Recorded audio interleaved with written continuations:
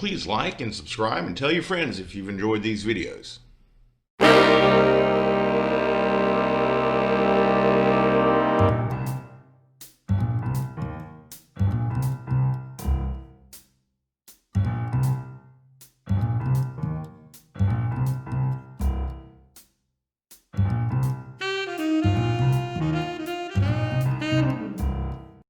Welcome to another edition of After the Con.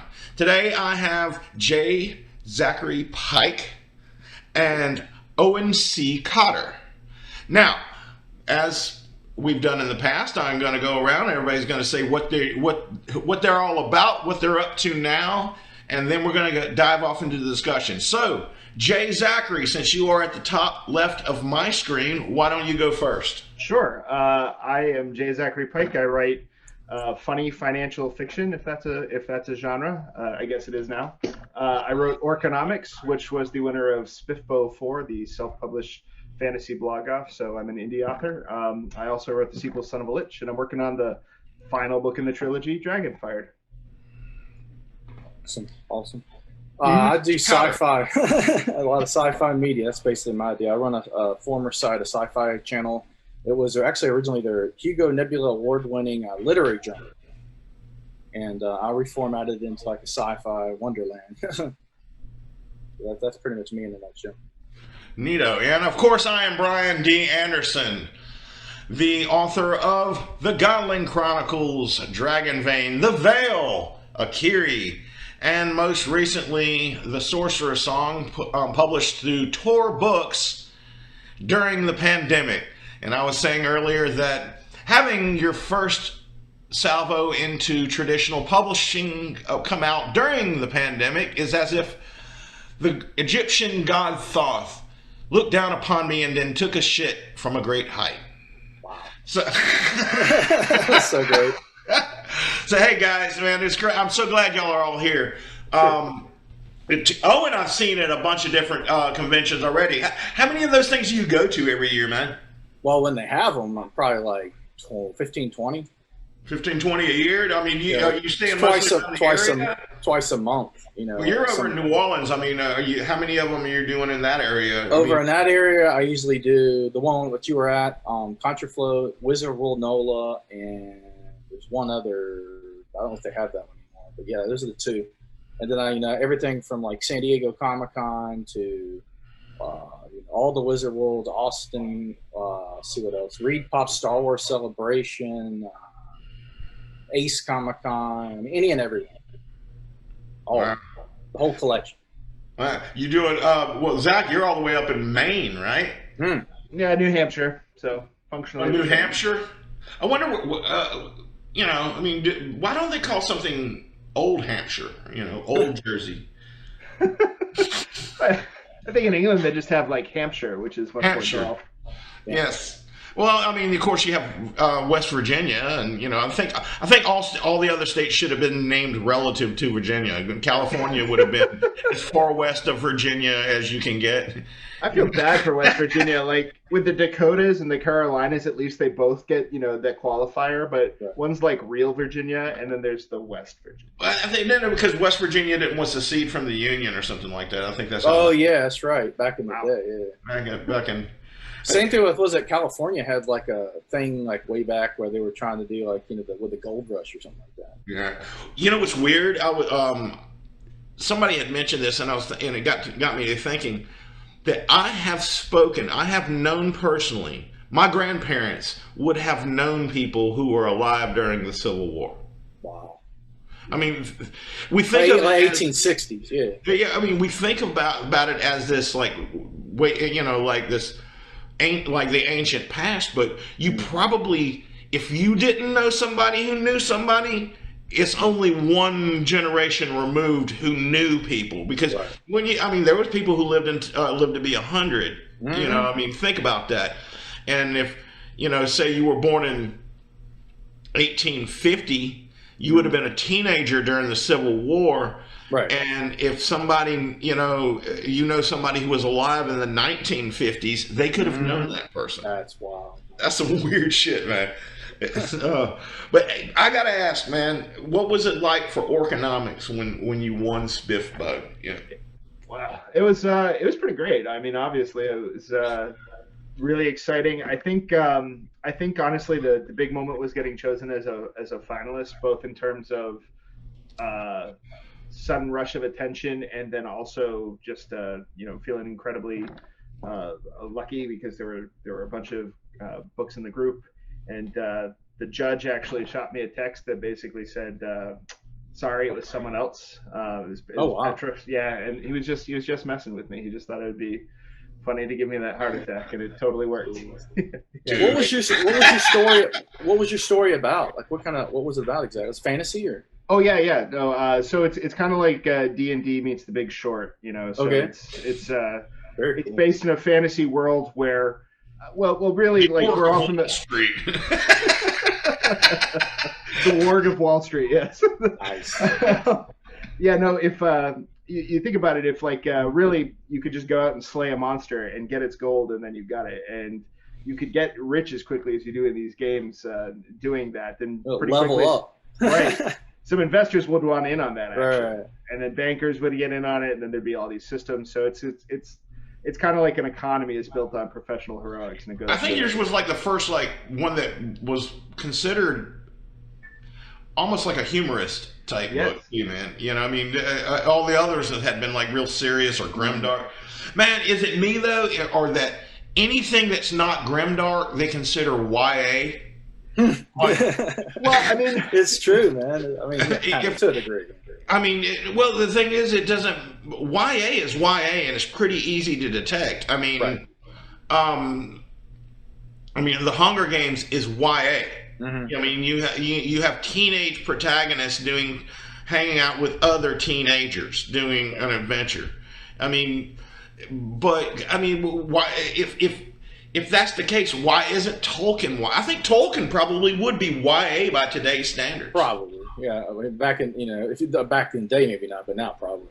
I hear it called like noble bright, which I personally prefer. If it's not grimdark, it's the opposite, where there are good people with good intentions, and sometimes ideals do mean something, and I personally prefer that designation over YA, because the book deals with some mature themes, even though it's not like overtly sexual or something like that. There's like someone who cuts their wrist to do drugs in the book. So that's like sci-fi too, though. You got like all these different subgenres, and you got like you got the utopian sci-fi, the cyberpunk, and the sub.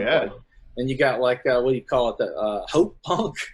and there's one called there's all the sub diesel and Swiss. I mean, we call it steampunk and all that. I hadn't heard of hope punk. That's hope punk's kind of new. It's like optimistic. There was was it The Verge or one of those big websites had like a series of short films that were all centered around sci-fi.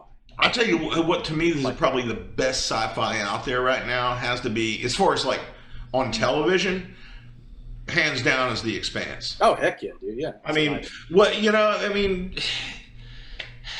and I'm probably about to step off into something I probably shouldn't. Do it. But they look at the cast. It's a very diverse cast. It touches on modern sensibilities and modern issues without the political messaging being so ham-fisted. Like, remember the Watchmen, the evil neo-Nazis? I'm like, have you ever met the neo-Nazis? They're morons. The odds on them taking over a town is unlikely, let alone the country. You're talking about the new HBO series? Now, I mean, I thought like the Watchmen, they should have had it to where the evil guys taking over the world were like using the neo-Nazis as basically foot soldiers, and they personally didn't give a shit. They were just after power. It had nothing. But no, they have the evil racists, and I'm like, I mean, that just seemed it kind of mirrors real life. And I'm like, whereas they touch on the same subjects in The Expanse as far as bigotry and and that kind of thing without being ham-fisted about it, like the old Doctor Who used to. They touched on all these subjects without being just so over the top. Also, like in like Expanse, you've got all these different. You've got the Belters.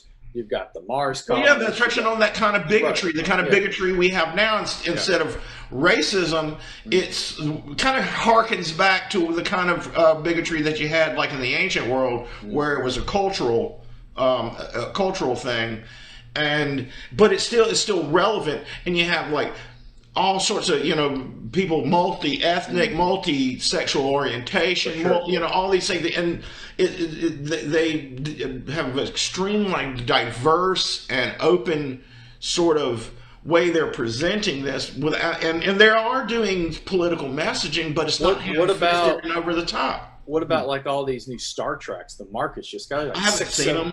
There's 6 or 7 shows on them, dude. I've heard that it's like that, but I haven't seen it.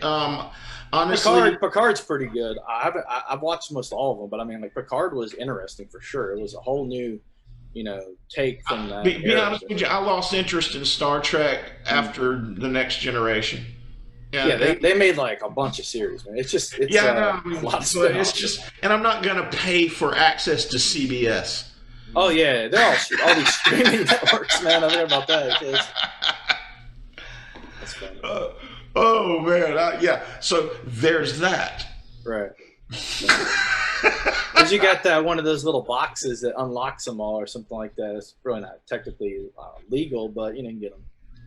Get all the little boxes, and it just has like all the movies and everything. Was it Raspberry Pi or something like that? Technicality. I'm really liking The Boys. Oh my god. Ooh, dude, Butcher and we called what's his name?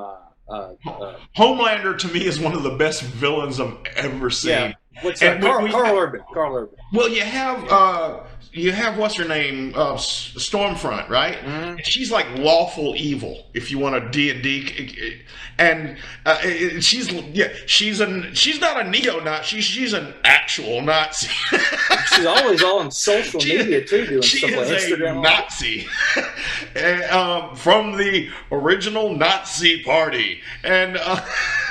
But then but she is what in D&D would be lawful evil. But then you have Homelander. He's chaotic evil. The fucker's insane. Literally, I mean, he's only. You can tell he's only. She'll say some of that like, "Oh, they're attacking our race," and he'll be looking over at her like, "Yeah, okay, whatever." Are you still praising me? You still saying I'm wonderful? Then I'll go along with it. He's a wild one. What's the dude? The one guy that he's like Cuban or something. He's like the weapons expert guy that him and they team up. Oh yeah. That's a cool character. The Moroccan dude. Yeah, the Moroccan dude. Yeah, he's a cool character, man. That was interesting. Like all these people from all these different angles teamed up to like go against them. Mm-hmm, really cool concept, man. What are you watching, Zach? Oh my gosh. I think I'm like watching the Great British Baking Show over here. That's great. I watch TV with my wife and my kids. Ooh, well, how old are your kids? Like 6 and 8. Oh yeah, so you Bob the Builder. Right, exactly. Ninjago. Ooh. Yeah, right. My son, he actually when he was in like kindergarten and in that age, he was struggling with his reading skills. Oh yeah. And it wasn't because he lacked the capacity; he just lacked the interest. And it's hard to get kids interest to do things they're just not interested in. Right. And what we did was we had Hulu, and he loved anime. And so the anime on Hulu at the time, I don't know if it's still that way now, was all in Japanese with subtitles. Right. So he started having to read the subtitles to understand the anime. Would you switch it to English and he just read off the screen or whatever? Just read right off the screen. And it took him some time, but in order to watch the anime and understand it, he had to read. And in a matter of a month or two, his reading skills not only were up to par, but had far surpassed what was expected of him. That's like my buddy. He actually learned how to read. Let your kids watch anime with subtitles. I have some buddies. They learn how to read from comics. Like they get into comics and they learn that's basically how they learn to read. With my daughter, it's Animal Crossing. We're like, if you want to know what the little squeaks mean, you're gonna have to figure this out. So Yeah, it's funny, but my wife, she's half Greek and half Puerto Rican. She's a Greek-Rican, and but her first language was Greek. So that because her father's from Greece, came over. Whereabouts from Greece did she come from? My grandmother's straight Greek. So Megara. okay, my grandmother's family was from Lesbos, Greece, which is Yes. yeah, somewhere over there. Very famous island for. Very famous island. Now she's from Megara, which is like the chicken capital of Greece or whatever. Actually, it has a pretty rich history, but and she's a very well educated woman. She has a degree in biology with a minor in chemistry. She's, Wow. That's my grandmother. She was a biologist and a chemist herself. and she, but every so often I'll run up on a word that she doesn't know the definition to, and it was just surprising to me considering her level of education. But what I came to realize was English isn't her first language, in spite of the fact that she doesn't have a Greek accent. She doesn't, but Right. she learned Greek before she learned to speak English. So, So she speaks fluent Greek. Oh yeah, Wow. very speaks fluent Spanish too. I mean, Jeez, man. It's I awesome. can barely speak one language. My wife All right. speaks three. You know, what I mean, I speak English and redneck.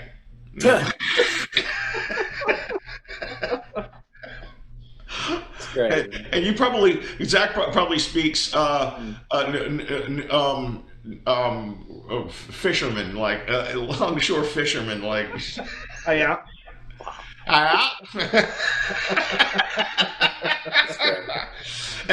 And Owen down there speaks probably some Nolans.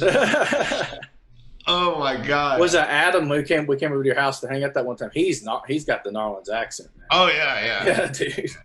Yeah. He's cool. He's a good guy. Man. Yeah, he is. I know they're struggling down there trying to get those Tipitinas and all those bars. Tipitinas, I think they shut down. It's the Circle Lounge, the real famous. Yeah, I saw them That's post done. about It's that. gone, man. They shut it down. Yeah. Crazy. That was funny. They invited me to that convention a couple years ago. Well, Contrafloor, yeah. Yeah. So I go down there and I'm on a couple of panels. They did get me a room and all that, so that was pretty cool. And I always loved that event. I had a buddy of mine come down there. They did this. Okay, the tables are first come, first serve. I'm like, okay, and then just people set up their tables and left their shit there. Remember, I ended up like, dude, I'm like an actual guest. They're paying for my room, and I'm out here by the water cooler with a stack of books. I do remember that. Yeah. And I was like, what the fuck? I was like, man, screw this. I'm just here going to have a good time. Just, I was on the party floor, so everybody was getting shit-faced. Oh, yeah, they take the whole area. That's actually cool. Is they turned it all into like different themed rooms and everything. Oh, yeah. Like a Westworld room, a Land of the Lost room, whatever, everything. That's pretty cool, man. And they just bounce from room to room, getting drinks and food for free. And they can watch sci-fi or TV shows and whatever you want, man. Zach, you do a lot of cons? Man, I haven't done a lot. This was the year. I actually bought some gear, and I was like, okay, I got stuff set up for tables. Which one am I gonna do? And then it was like, bam, bam, bam, they're all done. So it's all gone. Yeah, I had 17.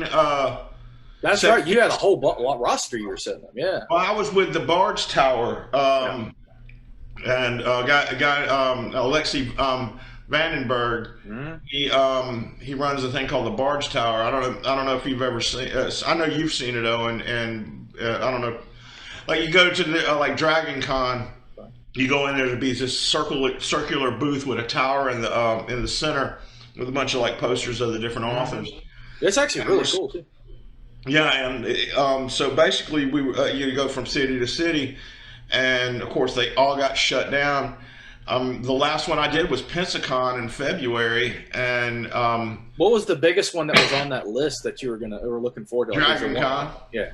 Did you have New York Dude, I was a attending professional that year, which meant I got an upgraded room and a flight and all this shit. Were we staying at the Marquee? That's a nice hotel. Yeah, I forget where they were going to put me up. It was like in one Y'all are kind of in that cluster down on Peachtree and all that. Yeah, you got the 3 or 4 different hotels. Sheraton, the Hyatt, the Marquis, Marriott. the Westin, and the Holiday Inn.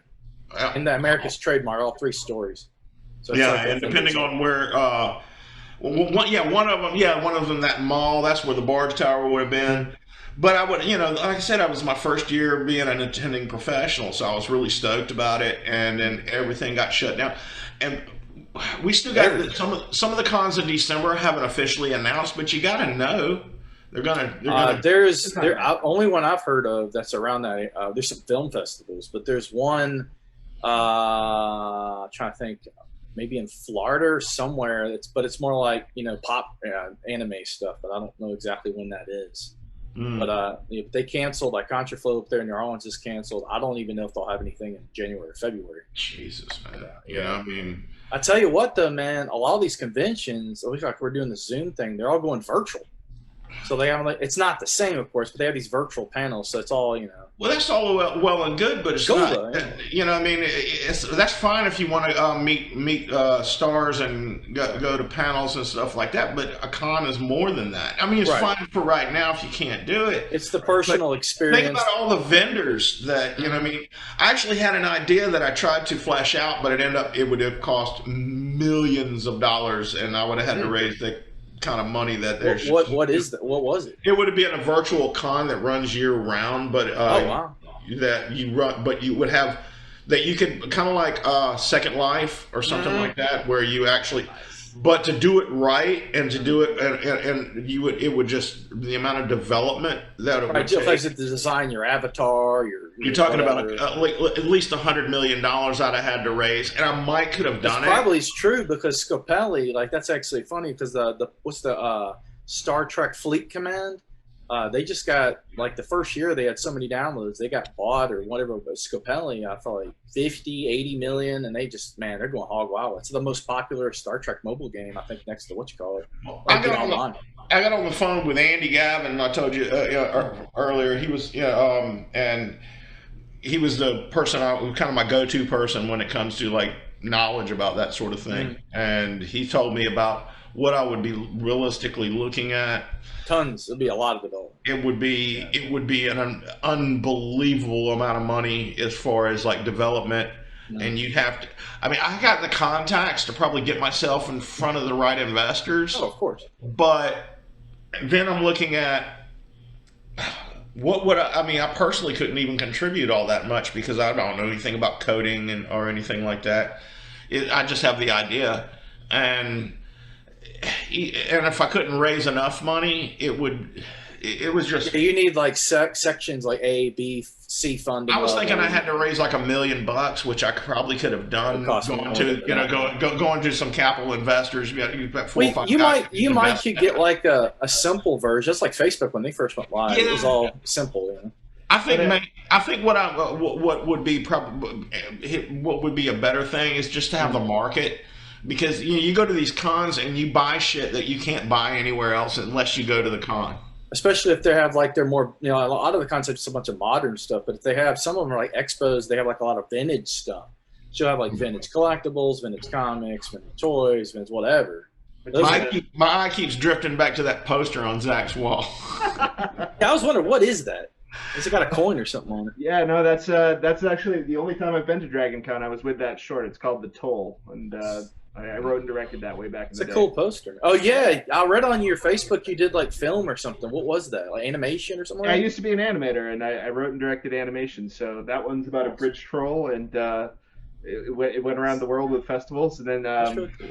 we did a web series called Endurance Challenge Mordred's Isle, and it only ever made 2 episodes, but it had Billy West in it, which was pretty awesome. Oh, man, I met Billy. He's super cool. He's that guy's awesome. Yeah, absolutely. Yeah, it was his mentor was Mel Blanks or something like that. Because I sit there talking for 45 minutes an hour. We were just yucking it up about. But he was telling me all about the voice acting, and he's done a lot of Futurama. And basically, that's his real voice, Futurama. But he does the Red M&M, Doug from Nickelodeon, all kind of stuff. Stimpy. Yep. Yeah. Oh yeah. Snippy too. Yeah. Yeah. Great guy. Oh yeah, Billy. And also Endurance Challenge Mordred's Isle. Whoa. Nice. Yeah, I heard that somebody they were thinking about bringing back Futurama, but they ended up going to do some films or something for TV or something like that. They made Dude, they made like a series of like kind of films that could be broken down into episodes, and I think they did bring it back for a while. They did for like a real final brief season. period. They brought it back, and it was kind of. That show ended so many times. I loved it. I was such a junkie for it. But I mean, I'm kind of sci-fi stuff, so I mean, I like the Simpsons, but Matt Groening's Futurama was like awesome, man. Futurama is where he peaked. I mean, I look, I'm a fantasy guy, and I'm watching Disenchantment. I'm like, it's not really Futurama. Plus, they had a lot of A-list like voice actor, people in like sci-fi talent, like Leonard Nimoy. They had. I love how they used to get what's his name, Vice President. Nixon. No. You're talking about the actual Vice President. Al Gore. Al Gore used to do. I mean, the boringest man on the planet would like come and do these cartoons. They also had the entire original cast of Star Trek in that one. Oh episode. yeah, where no fan has gone before. I can practically recite every one of those episodes. It's a fantastic show. Oh yeah. The jokes were so smart, especially in the first 4 seasons. The jokes were so smart that it was just, and it's a quantum finish, no fair. You change the results by measure. Yeah, I like the art style, even though it's like The Simpsons. There's this guy who made an intro to the show in CGI, live action. So if you go to the internet and Google Futurama intro, like CGI, it'll bring, it's crazy. The cityscape with all like the towers and tubes, it's all live action. And the ship comes up and it flies right into camera. It's awesome. See, I wouldn't want to see that show come back, not because I didn't love it, is because it was what it was. And then, to bring sometimes when you bring something back, it's not, It's what's that? The Hypnotoad. A guy made a real live action Hypnotoad with OLED eyes that like hypnotize. Yeah, go to YouTube. Tested. Norm did an interview with the guy. I think it was at Comic-Con or something. It's freaking bad. It's animatronics like moves and eyes. That's awesome. I'll tell you one of my favorite right now is Archer. Oh yeah. I'm watching that. And I have a poster on my wall back here, right behind the dancing barmaid. Right here in the end, right next to that barmaid back there. You can't see it because it's in a shadow. But I said the Venture Brothers got canceled too. One of the producers of Archer was putting an indie film out with a guy from my hometown. And I helped them out a little bit. And what was the film? In return for which they gave me a tour of the Archer studio. So I drove up to Atlanta, and I took my son and my nephew, and they made me a poster of Cheryl Tunt holding Babu, Pam Poovey with her dolphin puppet holding a beer, holding a 40. Where's that studio? Where's the studio at? It's in Atlanta. It's and all the department heads signed it, and it's really cool. It's like they made the poster for me. They didn't like get an existing poster. Right, it was like an artwork, piece of art. Right. Well, I mean, they just took some of the stock art they had of those two characters and made a poster for me. They made one of the entire cast for my son. It was super cool, man. I didn't get to meet the voice actors because they do that kind of shit remotely, like in a sound stage or whatever. Well, yeah, wherever they happen to be in the country, they go and they read their parts. And they had a whole season. They showed us where all the staging, where they have all the weapons that they use, so the artists can draw the weapons and all the clothing. They show where where the models go in and do the poses, so the artists can get all the angles and shit right. It's like. It was super, super cool. That's one dude who put some award-winning Easter eggs in one of the seasons. Was it the sci-fi season? The one that was like on the spaceship? Was No. This was early on. It was God, I forget which season it was he did it, but they were just doing a new season. It was right after the guy who played Woodhouse died. And I remember that. That was sad. They and I'm sitting there trying to talk to him, and he's talking like this, and this is the level of his voice the entire time, and I'm like straining to hear him, and I'm trying not to go, dude, speak the fuck up, but and I'm like, and when we walked off, I said, dude, did he do that just to fuck with us? He goes, no, he's just like that. Yeah, he's like, Just talking at this really low level. No, he's the voice actor, or No. He's I don't know what he did. It's one of the departments. I can't. I mean, when you walk in there, there's just like a dozen rows of tables with computer stations on it. for editing all that stuff, above sound booth. And on one side is just some offices, and you go all the way to the back, and there's like a break room. There's like one wall where there's a bunch of posters of cartoon series that didn't go anywhere, that didn't get past the pilot, and like prototypes or whatever. Yeah, but it's just station after station. There's probably maybe a dozen or so stations on each row, and probably a dozen rows, and everybody doing their little part of what goes on. And this was it was after the season where they go to where they get go to the island where and Cyril becomes a dictator. That was one of the early ones. Yeah. This was, like I said, this was several years back, and it was super cool to see how all that shit is done and everything that goes into it. It was very, very fascinating. Still, like it was enlightening in a way. And I did find out one thing. You know, all the background characters, and you always kind of assume that they kind of recycle those. Really, every background character. And when I mentioned it, it was a guy who was working on a background, and he sort of gave this pissed off look. Like, nope, we got to do every one of them. You should have asked him to make you as a background character. That would have been like Where's Waldo, man? I'm still in sort of, I haven't talked to him in a while, but I can still get in touch with one of the guys. They were super nice. That's a cool show. I think it was kind of unusual to have somebody touring like that. They weren't used to it, so they were like just over the top, just super nice to us. That's in Georgia, in Atlanta. Yeah. That's why at the end of it says "Made in Georgia." Did they have a lot any of film Frisky Dingo? Huh? Did they have any Frisky Dingo stuff? No. But they did have a big ISIS sign that I wanted very much, and I'm like, why they can't name it? Yeah, we got to drop the ISIS name because of ISIS, and I'm like, screw that. Y'all were ISIS before they were ISIS,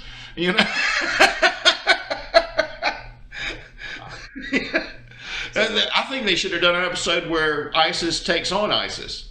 That would have been cool. When you toured that studio, were there any other film or any other animation projects that you saw them working on besides? No. I mean, I caught some glimpses of some stuff that that they didn't want me to see, and I assured them at the time. I said, "Look, I'm not, some I'm kind not of early work on some other new stuff." Yeah. It was it was on the upcoming season. This was in between seasons, so it was they didn't really want me to see what I saw, and I'm like, "Don't worry, man. I'm not gonna say anything." That's like all these. I mean, back in the day, they didn't have the internet, but like now, everything's hush hush. Like all the Star Treks, all the Star Wars, because they want to like build the anticipation up to the launch, and then they'll show a teaser trailer, then they'll show the full trailer, then the the Star Wars franchise is in such shambles. Man, I saw somebody today. They should have done that like in the '90s, a decade maybe after Jedi, and had got the actors all younger and done like a what's the Timothy Zahn type version with Thrawn, and that would have been badass, dude. Heir to the Empire. You have any thoughts on Star Wars, Zach? Yeah. Zach's frozen. He's frozen, man. He's in carbonite. He's in carbonite. He's been frozen in carbonite. Where's he at? What happened? He got frozen. Man. Oh my goodness. We're gonna thaw him out, dude. We've lost Zach. So he's like on my screen. He's like frozen. Like he's looking rather displeased. Oh no! Let's see if he'll come back. I'm sure he will. Oh man, yeah. Zach was like the first. I tell you what, I was so glad to see when he won Spiffbo that it was not just your normal. Yeah, that's like a major indie award, man. That's like Well, it didn't start out, and for some reason, Mark Lawrence, who basically started all that, he has no specific ties to Indy. You know, he doesn't. I mean, he's been a traditionally published author his entire career. What publisher is he with? Like a Tor? I think he's. You know what? I don't know. I think he's with like Ace or. He's. I think that's a legend. I mean, they did some sci-fi too. I think he's with the Random Penguin. Okay. We're talking about Random House. He's coming back. There he is again. He's thawing out of carbonite, dude. You were frozen in carbonite for a second, right when we asked you your thoughts on Star Wars, and it's. Fun fact: there's a cable underneath my desk, and if I kick it, I unplug my router. How do you feel about the direction Star Wars is taking? Well, I was gonna make a joke. Like as soon as you guys started talking bad about it, I'm out. Just no. I thought I really wanted to love the last trilogy, and I liked I really liked Episode 7 and Episode 8. I couldn't figure out what was going on, and I'm like, it's like they were all written disjointed from one another. And then when I hit Episode 9, I'm like, that was the second half of a decent movie with bad editing. I mean, it was just. There's a lot of inconsistencies too. Like who's the lady who played Rey? What was her name? Daisy Ridley. Daisy Ridley. Yeah. They did her such a disservice because she's a fine actor. I mean, it's nothing. No reflection on her ability. And John Boyega, they could have really developed his character. But they made her into such a Mary Sue that with zero character development. I mean, she's like wins her first lightsaber battle with a trained Sith. She uses the Jedi mind trick with no training whatsoever. Right. Lifts a bunch of like a billion tons worth of boulders, you know, and I'm like, Baby Yoda, whose race is like powerful in the Force, lifted a space bull pig, whatever it is, for like 15 seconds and goes into a coma for 3 days. But she just seems just fine. She gets in the ship and starts flying off. There was one thing about Last Jedi gets a lot of flack, but there was one thing about that film that was pretty cool when Luke went into the crate, base, and like he's getting ready to go out, astral project himself to battle. What's his name? Kylo Ren. Mm-hmm. And it's kind of like understood. He glances over at 3PO and he just kind of gives him a wink, and then that was it. That was like like kind of a ties some of the original. It's pretty interesting. Anthony Daniels talked about that. Well, I hated that they called shit fan service. I'm like, who the hell are you writing this for? That's not fans. Yeah, but the funny thing is, what's really crazy is 3PO, like back in the 70s and 80s, Anthony Daniels, like they were doing interviews with all the actors. Yeah, I heard he was a douche. Well, no, yeah, he's cool.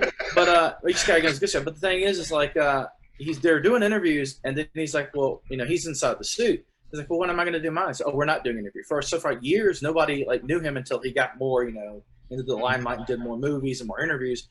And I saw a recent podcast with him. He was like, kind of like not able to do anything because they didn't want him to be known as, But now he does all the conventions and all that. Oh yeah, wow. And him and Kenny Baker, the little guy that played R2, he's passed away. But yeah. I mean, the thing is, they could have fixed it so easy, and they really hurt Daisy Ridley as an actor and her. Well, she's typecast forever.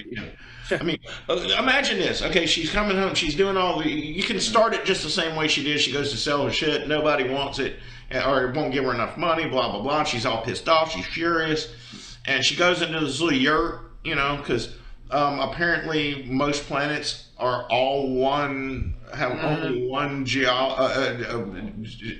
one desert. climate. If it's a desert planet, it's only a desert planet. If it's an ice planet, it's only an ice planet. Not the greatest world building. Well, I have a question, a Star Wars question. But anyway, she goes into a yurt, starts meditating. You have a guy come out. You see a robot hand come out from underneath a deep hooded cloak, and you're thinking Luke Skywalker. Pulls back, and you see the scarred face of Mace Windu. Oh wow. That's the kind of stuff he's not teaching her to be a Jedi. He's just teaching her because he knows about her background. Is teaching her to control her anger and connect with the Force.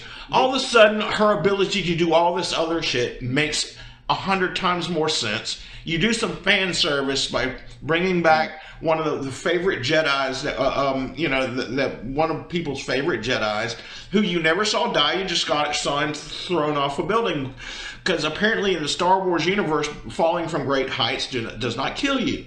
Especially as a Jedi. But you know how he's the only Jedi with the purple lightsaber. Do you know how he got that purple blade? How they got that?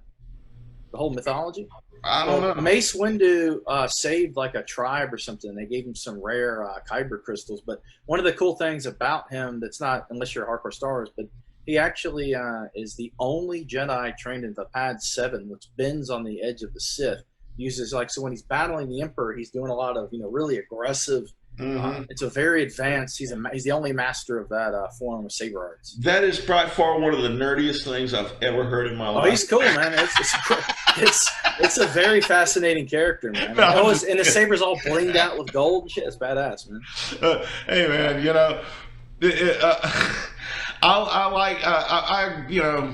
I love that character. I didn't hate the prequels as much as a lot of. They're other good movies. They hold up. I like them all, but the second. I don't like them as much as I did the original series, but I don't think they were as bad. I mean, people hate Jar Jar so damn much. And I'm like, Jar Jar wasn't for you. Right. It wasn't. Ewoks, they weren't for you. You loved Ewoks when you were a kid because you were a kid.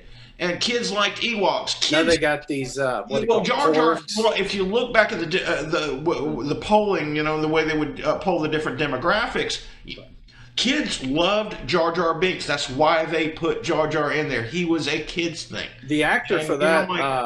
That was his name. Dude, you're 55 years old, and you're not a teenager anymore, and it's just a movie.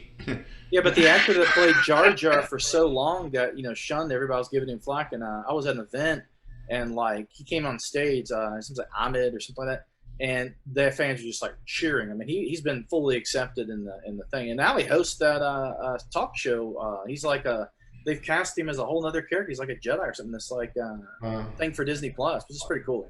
So he's made a comeback, that actor. Well, Zach, what are you doing nowadays with the with the COVID thing? I mean, I know y'all trapped at home and shit, man. You got a day job? Or? I got a day job. Yeah, no, I work in user experience design. So. Now, what exactly is that exactly? For computers? Yeah. So for websites, it's our job to kind of map out how people experience the website and how they're feeling. Make it user friendly, how that's all structured on. Exactly. We take painful processes and make them less painful online, which is important right now because everything's what's online. Some of the the new or some of the big stuff you worked on, the coolest stuff you think recently? I don't really talk about my day job too much. I used to work for. I will say I used to work many years ago when the first Hobbit movie was coming out. Okay.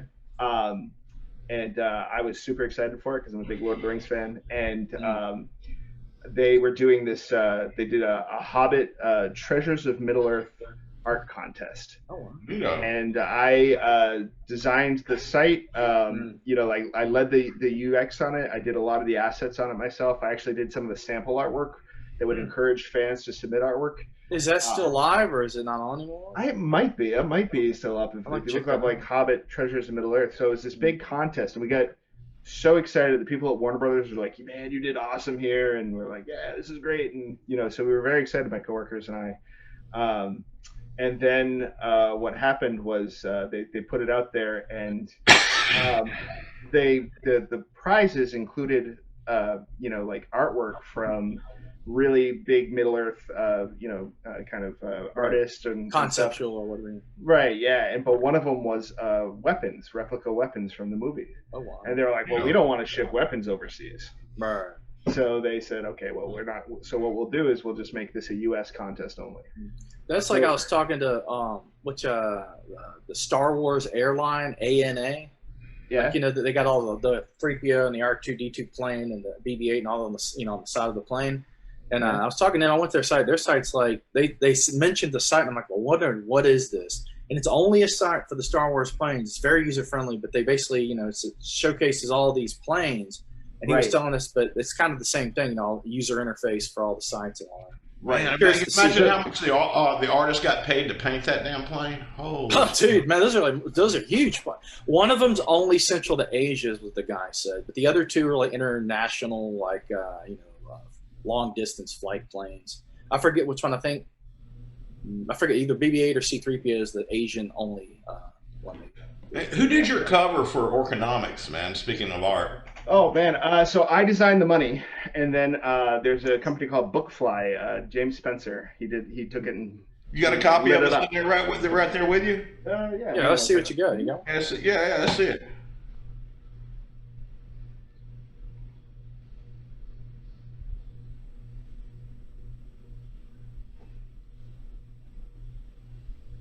That would have been good to have. Yeah, so right there, my Oh, wow. Yeah. I love it. That's cool, dude. yeah. So anyway, when they found out that art contest was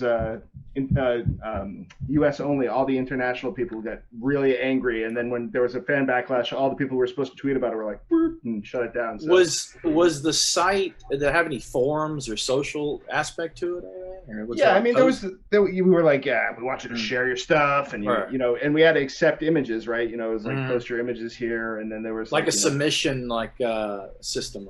Yeah, and you could tag stuff to say this is a winner and stuff like that. It was fun. It was a great project. It's just well, I have a question for you. Since you do development on user interfaces. Well, no, it's a sci-fi question or pop culture.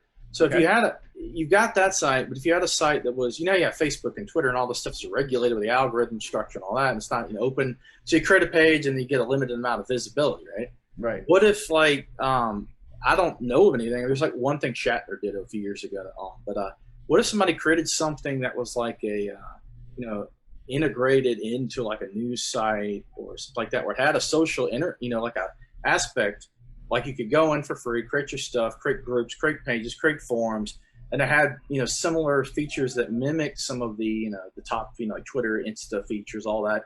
And you plug all the best that all of pop culture has in a centralized location, but you have original programming, like your original podcasts and news and all that. But I don't think anybody's ever done that. Have you heard of anything like that?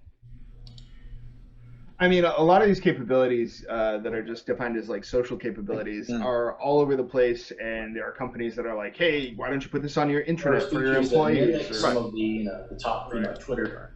Right. So there's all the capabilities. I think are. I don't want to oversimplify them, but there's a lot of ways to handle them, and a lot of they can do. I think. Because I think it would be cool if you could get have all the fan clubs in the listing, and each one has their own hub with their own interface, and they could post all their pictures from events. And you have another little connector that's like all the the featured artist alley, all that would be on the site. What you need is an audience. I mean, the thing with all of these things is that you can build those features or construct them out of other features and put them together or buy software that'll do it for you. Well, yeah, authors, comic book illustrators, you name it. It could all be possible. Right. Yeah. There's no one that's ever done that centralized except for Facebook, and that's all regulated, traffic and all that.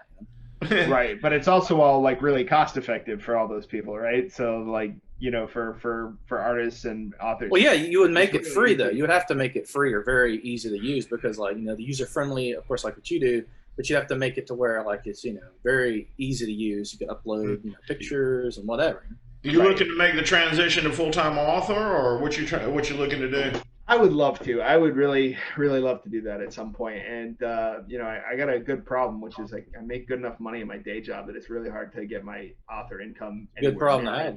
Right, exactly. I'm very, very fortunate. But the problem is it's undependable. And the especially in indie, because you have to produce at such a high rate that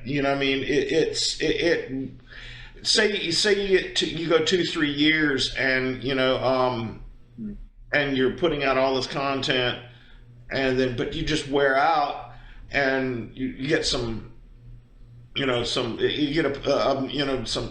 to do some downtime. All of a sudden your income, the bottom drops out of it. They want a book after a book after a book after. Right. Yeah, I mean, I think it depends. I think there's a lot of models. I mean, I think a lot of people in indie have smaller, more dedicated audiences, and for that use, like Grimdark.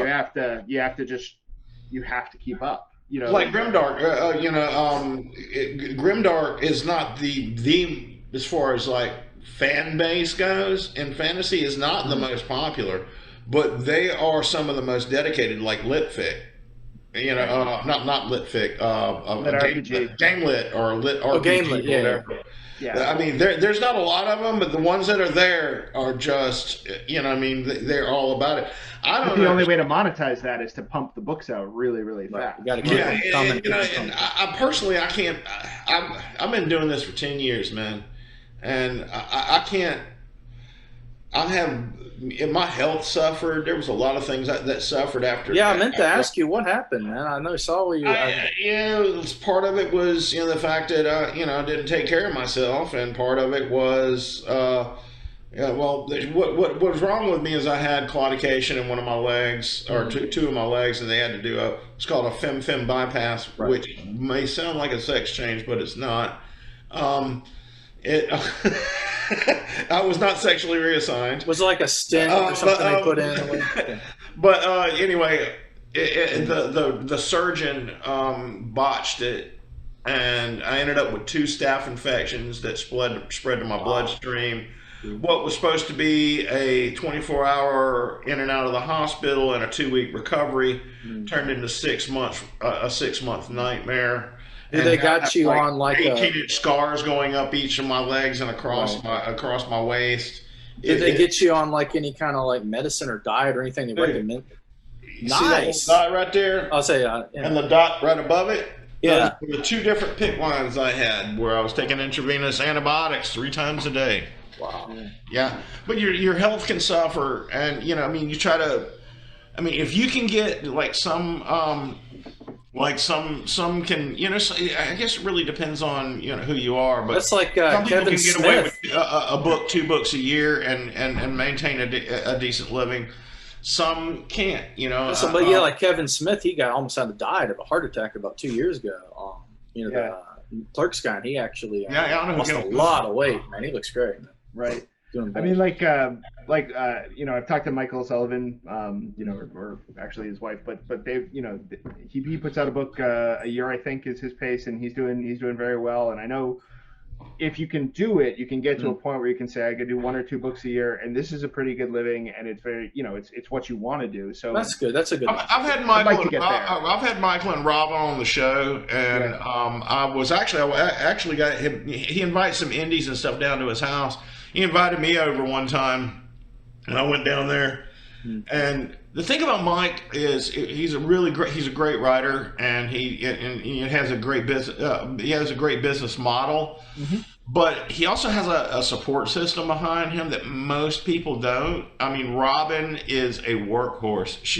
You mean like a fan base, or what do you mean? Exactly? No. I'm talking about people who get it done. That's always good to have. And he has a support system behind him that your typical indie doesn't.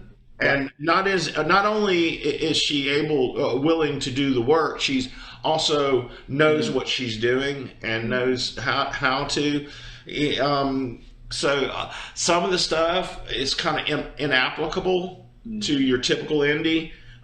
He's got a whole network team around. Back when I came up as an indie and my career started taking off, Hugh Howey had released Wool. And he basically broke the internet with Wool. I mean, I think he did a 7-figure print only deal with Simon and Schuster. Yeah, wow. It was crazy. And I actually spoken to Huey on several occasions. Talked to him about a year ago, and he's sailing around the world, on his Wool money still. That must have been a high 7 figure. But the thing is, when you take advice from Hugh, it's kind of hard to take, because what he did was so singular in nature, was so unique to what he did, that to replicate it would be nigh impossible. It's like a slam dunk. It's like really rare. I could take writing advice, I could take craft advice, things like that. But to try to listen to him and then say, okay, he did that, so if I do something like that, then I will, no. What he did was he captured lightning in a bottle, man. And I mean, well, it sounds like it. If it's something that's almost can't be replicated. Well, I think the thing about that is that, like, if you look at almost any of the really successful authors who are out there, or any authors who are doing it full time, you'll see some patterns. You can say, oh, this person's more like that person, but everyone is like trying to carve their own way. And like, how do you make it work? It's a challenging environment, especially as an indie. Like, how do you actually make it work? So my plan is to I'm trying to get to a place financially where I'm like, okay, I feel like I can do this without like just like leaving my children in ruin, and Plus, I mean, if you pair with a publisher, I mean, it depends who you pair with. You have to go by some of their protocols and all that jazz. Right, and then we get a few more books out there. Well, I'm making the transition over. I'm making in the process of the transition, because I've had a very successful indie career. Yes. And plus, you're signed with a big publisher. Yeah, I mean, but I needed to make the transition for two reasons. I was just getting tired, man. I was just getting where I was suffering. My mental health, my physical health, everything was just suffering, and I needed to write less. I wanted to work on books I wanted more depth. I wanted to, now that not just fast, but more. I've written 18 novels over like 4 or 5 different worlds that I've created, and and each one is pretty well fleshed out, but not as fleshed out as I would have had I a year to sit down and really develop world build. Yeah, develop the whole thing. And you see, I'm a character-driven type writer, so it's like it really played into my indie stuff, into indie very well. But as time has gone by, I want to expand, man. I want to do more. I want to have my wheel of time to be out there. You know what I'm saying? I'm not to say I could ever expect it to be. I get what you're saying. To be like that. As revered as Jordan's or Sanderson's or anything like that. But I want to at least have something like that out there, and I can't do it as an indie, man. I have to do that, and I have to do that in the traditional world. I'm working on a series right now. We'll be continuing back when I finish some work. Right. That I've written a third of the book, and it's 80,000 words, man. Wow. Right.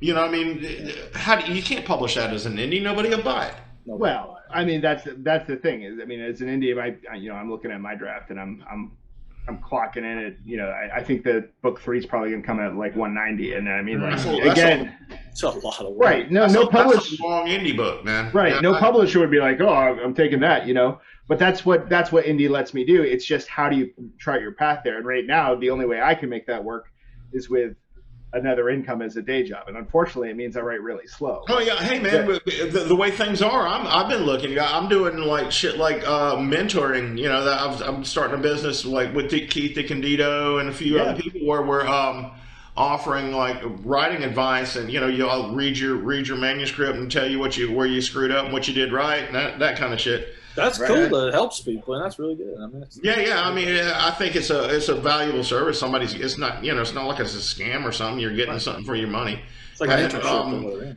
and you're getting practical advice from a working writer. But anyway, we are coming down to the last 3 minutes. Oh wow! So, is there anything of absolute importance that you would like to discuss in these last couple minutes? Go ahead, Zach. You go first, man. Oh yeah, no. With the bar set that high,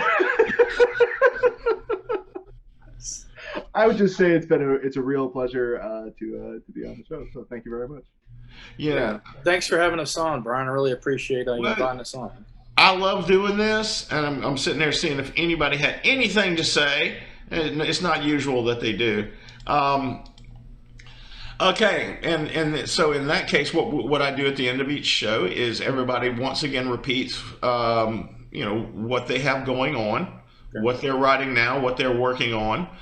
In your case, Owen, what you got going on as far as the Sci Fiction Network and all that, and what people need to be looking at for the latest trends and the latest, seeing the latest who's who. And basically, for me, we're going to be upgrading the platform and it'll be online shortly. But right now, I'm just gearing up to do some live streams and podcasts, kind of like what y'all are doing, all that, maintaining all the network, people getting involved more, all that. That's basically me. If you want to find me, just go to facebook.com/sci-fiction. It's SCIFICTO. And same thing with Twitter. Instagram, sci-fiction.com, some activity. Great.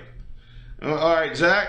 All right, I am still working on book 3 of my trilogy, and enjoying that. And if you want any updates, or if you want to sign up for my newsletter so you can get updates plus a free short story, my website is jzacherypike.com.